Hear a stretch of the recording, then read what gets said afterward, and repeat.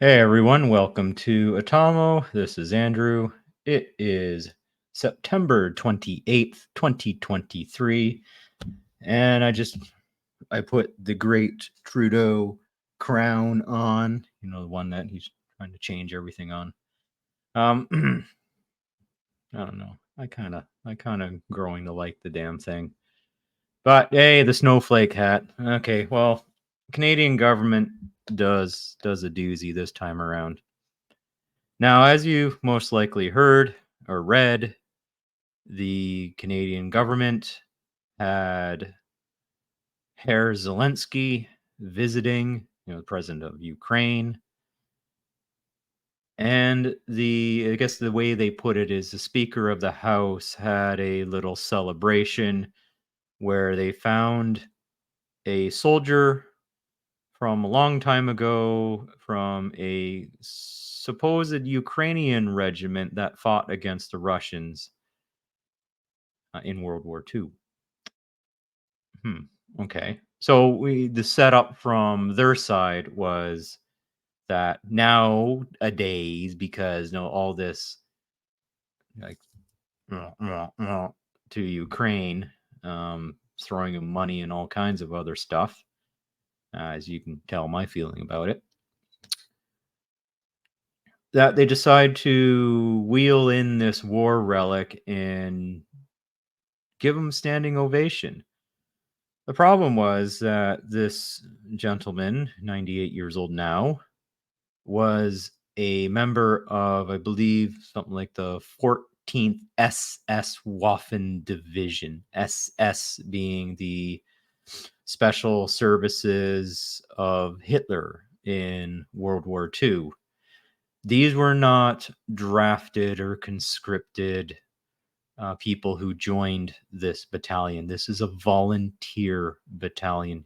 You join it because you wanted to join it. What did the 14th SS do? Well, I believe they were in the area of Ukraine in the Galicia region, if I have that pronunciation correct. And they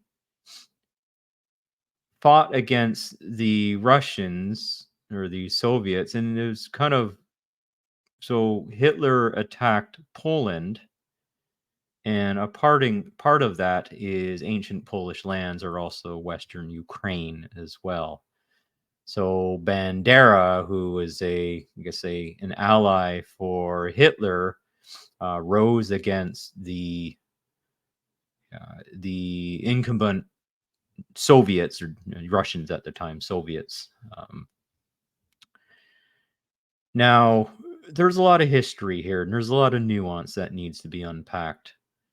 And I'm not defending what the Canadian government has done by any stretch of imagination, but I do want to kind of put some things into perspective. When the Russians or when communism did come to the areas of Ukraine, they had a Holocaust of their own. I believe it's called the Holodomor, if I have that pronunciation correct, where the collectivists came in and said, well, you give your farms to us, we're going to take the kind of the bourgeoisie, there's a kulaks, I think they were called, the farmers that have reached a particular level through hard work and toil. Some people will say, well, the kulaks deserved it. There's, again, a lot of nuance here to unpack. Both sides are at each other's throats and they'll mudsling anything. But the Kulak folk, were able to raise farms, have like stone houses, a few heads of cattle, and maybe some workers on the farm, which at that time that's pretty impressive given that serfdom wasn't too far behind in that time. So you could see that that would set up quite a bit of angst with the group of Ukrainians that own that land. So they generated a resistance group, and I think and I'm like really condensing this. I think this is where Banderas came into play. He basically is a Nazi Hitler sympathizer. Sympathize. Oh, good grief! I'm having a problem. Just forgive me today. And created, I think, a type of a resistance against the Russians, so that when Operation Barbarossa came into being, They had some allies. Hitler had some allies and friends in the Nazi part of Ukraine, and that part of Ukraine was traditionally Polish, and they then started the Holocaust, which was already in progress. But here I have a book that my background is hiding from me. It's a World War II book, actually.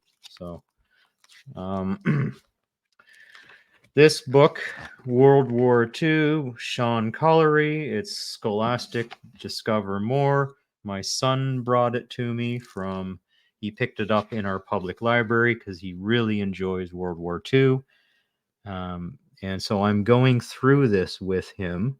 I'm just checking. This is a 2013 book. In the book we were just reading today, we got into the Holocaust. Now, for a 7-year-old, I have to take this quite delicately. And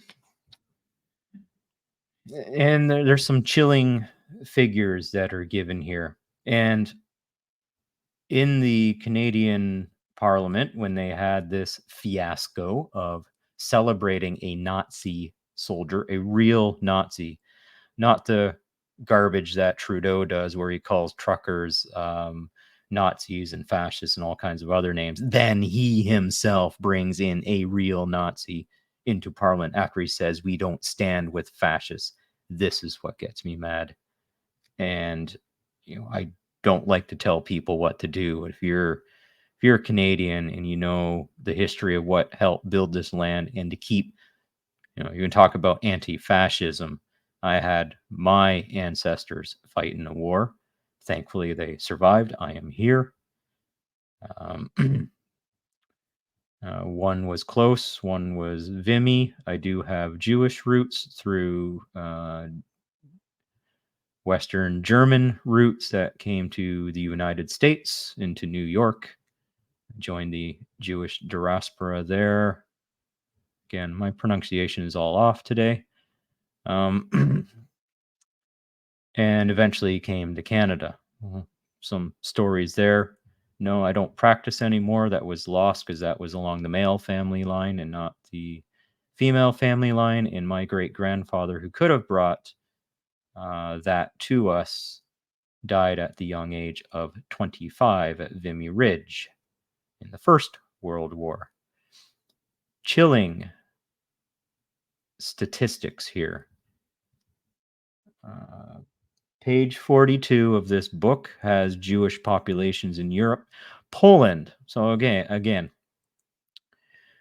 after the Canadian government paraded around a Nazi in the parliament, Poland, I think, finally their balls dropped, and hopefully they're realizing who they are allying with if they are looking to support Ukraine. Chilling for Poland. Let me get into it.